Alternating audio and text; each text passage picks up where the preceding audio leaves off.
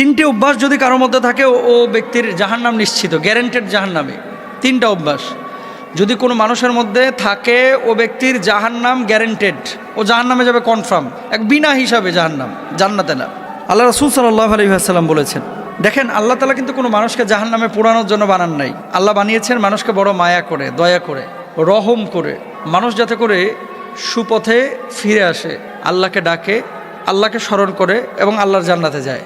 কোনো মানুষকে আল্লাহ তাআলা ইচ্ছাকৃতভাবে জাহান্নামে জ্বালাবেন না, এটা আল্লাহ তাআলার বৈশিষ্ট্য না। আল্লাহ সুবহানাহু ওয়া তাআলার সিফাতের মধ্যেও এটা পড়ে না। আল্লাহ গাফফার, আল্লাহ রহমান, আল্লাহ রহিম। কিন্তু এমন কিছু কাজ আছে যে কাজগুলোকে আল্লাহ অত্যন্ত অপছন্দ করেন, নবী অপছন্দ করেন, কিন্তু এই কাজগুলো মানুষ অহরহ করছে। এই কাজগুলো করার কারণে মানুষ নিজের আশ্রয়স্থলটাকে জাহান্নামে বানিয়ে নিচ্ছে। তারা কারা? এক নম্বর, রাসূল আকরাম সাল্লাল্লাহু আলাইহি ওয়াসাল্লাম বলেছেন, মুদমিনুল খামর, যে মানুষটা নিয়মিত মদ পান করে, বছরে একবার পান করলো সে কবিরা গুনাহ করেছে। কিন্তু যে দিন রাত 24 ঘন্টা মদের সাথে সম্পৃক্ত রাখে, মদ ছাড়া তার চলে না, মদ না খাইলে শরীর কনকন করে, মদ না খাইলে মাথা ব্যথা করে, মদ না খাইলে মাথা জ্যাম হয়ে যায়, মদ না খাইলে বউকে ভালো লাগে না, মদ না খাইলে ঘুম আসে না, মদ না খাইলে চলাফেরায় সমস্যা, এরকম কিছু মানুষ আছে। কিন্তু যদি এরকম কোনো মানুষ থাকে এই জমিনের মধ্যে যে যার চলাফেরা উঠা বসা সব কিছুই মদের সাথে সম্পৃক্ত, এ মানুষটা জাহান্নামী, জাহান্নামকে তার আশ্রয়স্থল বানিয়ে নিয়েছে। রাসূল আকরাম সাল্লাল্লাহু আলাইহি ওয়াসাল্লাম বলছেন, মদ পানকারী ব্যক্তির 40 দিনের নামাজ কবুল হয় না। সে তওবা করলে তবে আল্লাহ তাআলা তার তওবা কবুল করেন। যদি সে আবার মদ পান করে তাহলে আল্লাহ তাআলা তার 40 দিনের আবার নামাজ কবুল করেন না।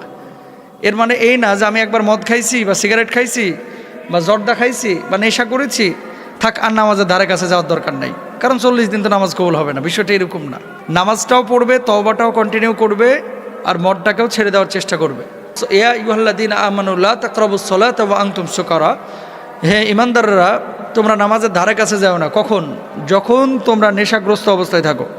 এটা কিন্তু স্পষ্টভাবে আল্লাহ সুবহানাহু ওয়া তাআলা পবিত্র কোরআনুল কারীমে বলেছেন এবং রাসূল আকরাম সাল্লাল্লাহু আলাইহি ওয়াসাল্লাম স্পষ্টভাবে আমাদেরকে জানিয়েছেন যে মদ পান এটা মুসলমানদের জন্য সম্পূর্ণরূপে হারাম। আচ্ছা, তাহলে এক নাম্বার, আমরা কেউ মদ পান করব না। এই অভ্যাস যদি কারো মধ্যে থাকে, এখন মদ বলতে শুধু ওই বোতল খাওয়া না, কিন্তু ইয়াবা ট্যাবলেট আছে, ড্যান্ডি আছে, আইস আছে, ফেন্সিডিল আছে, হিরোইন আছে, গাঁজা আছে, যেগুলোই নেশা তৈরি করে। এই ধরনের নেশা জাতীয় কোনো জিনিসে যদি অভ্যস্ত হন, জান্নাত আপনার জন্য হারাম, জাহান্নাম আপনার জন্য অবধারিত। 2 নাম্বার, এমন চরিত্র যদি কারোর মধ্যে থাকে তার জন্য জাহান্নাম অবধারিত। সেটা কি? আত্মীয়তার সম্পর্ক ছিন্ন যারা করে। লা ইয়াদখুলুল জান্নাতা কাতিআ বা কুত্তা,